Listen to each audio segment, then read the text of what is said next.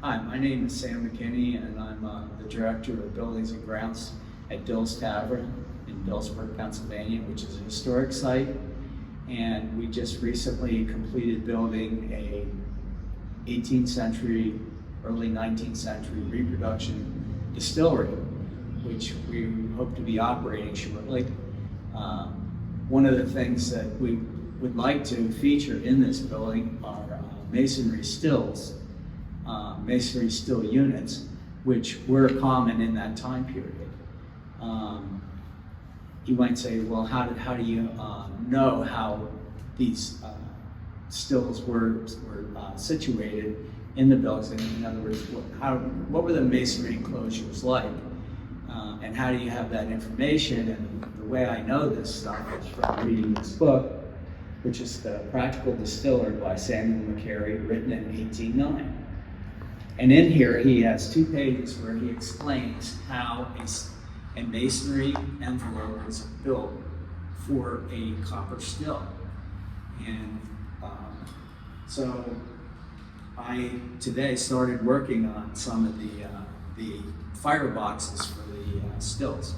Now, the firebox is necessary because it's a wood-fired still, and you have to be able to put the wood in something and burn it and control that heat. So the fireboxes are inside the masonry unit, and the still sits on top of the firebox.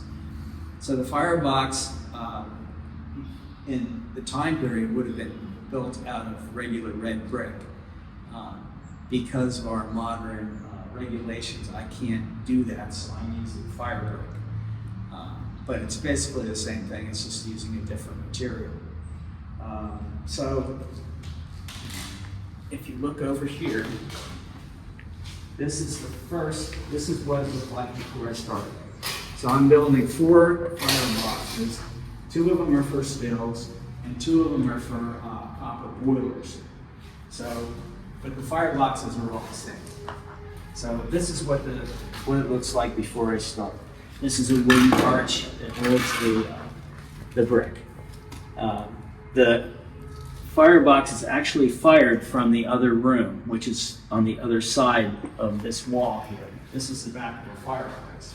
So there's 2 metal doors in the fireplace on the other side that you open up, and you can put the wood through and get it into the firebox, which is out here.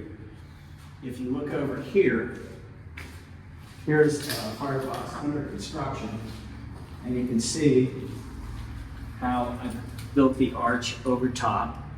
And what he recommends is that you do set the still on top of a masonry arch instead of having the bottom of the still exposed to the heat. Several reasons for that. Probably the most important reason is that it's hard on the copper when you have the copper right on the fire. And the other reason is that this helps to control the heat a little bit better, because there's 4 inches of masonry or more. Actually, there's a pad of clay that sits on top of here, and the still is set into that pad of clay. So that gives you a little bit of a buffer between the fire and the still to help control the heat.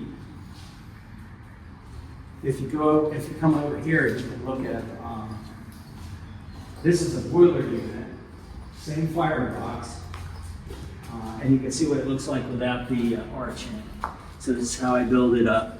This one's a little bit different because the flue comes out of the side of the firebox and goes into the chimney out that way. So this will be opened up into the firebox arch here, and that's how the hot gases will exit out through there. So on top of here, after the arch is put in, there's going to be a large 100-gallon copper pot that sits on top of that arch. And this also gets built into masonry, which you'll see later when I do that.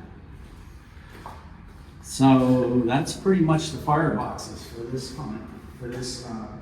part of the video. I'm going to continue building and continue explaining how this all comes together. Maybe we can walk over on the other side and we can show you where the metal doors are for the fireboxes. I'm going to go through this door here.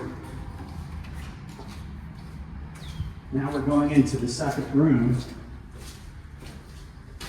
This fireplace is being plastered at this time. So these are the two metal doors that the wood would be put through into the fireboxes in the other room. The reason for this, why the wood is fired from this side instead of over in that area, is that that area will have vapors in it that actually could explode. So you don't want to have the open flame in the same room if it's possible. So what we're trying to do is separate this by having it in a separate room.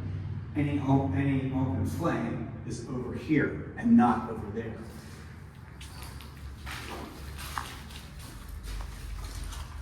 I can open this up. You can see through there and see how the wood would be fired, thrown into the firebox from here. Okay.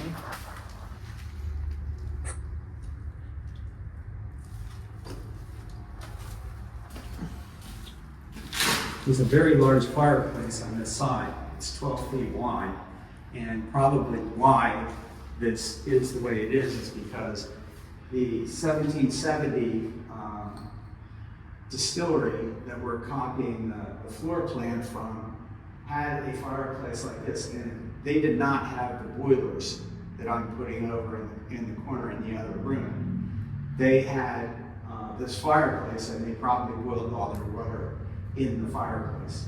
And they would have had at least 100 gallons or more of water boiling that they used to sanitize the barrels, and just for their mashes and stuff, they needed to have a lot of boiling water.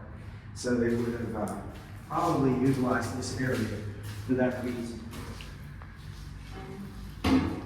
Okay, that's it.